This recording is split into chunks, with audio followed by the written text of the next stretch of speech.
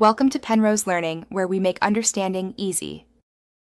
In this video, I will explain how to make bone broth to break a fast. This easy method helps you gently reintroduce nutrients to your body. Bone broth is packed with vital minerals and amino acids, making it an ideal first meal. It supports gut health and provides a soothing, nourishing experience after a period of fasting. We will cover everything from ingredients to storage, ensuring a smooth and beneficial refeeding process. To begin, gather your key ingredients. You will need about 2 to 3 pounds of high-quality bones, such as beef marrow, knuckle, or chicken bones. Adding 1 tablespoon of apple cider vinegar helps extract more minerals from the bones. Also, include 1 large onion, 2 carrots, and 2 celery stalks for flavor and additional nutrients. These simple components form the foundation of your nourishing broth.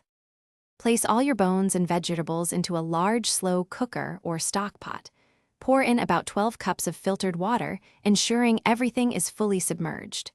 Bring it to a gentle simmer, then reduce the heat to low. Cook for a minimum of 24 hours, up to 48 hours, for maximum nutrient extraction. Remember to skim off any foam that appears during the initial hour of cooking. Once your broth has finished cooking, carefully strain the liquid through a fine mesh sieve or cheesecloth into a clean container. Discard all the cooked bones and vegetables. Allow the broth to cool completely before transferring it to airtight jars or containers.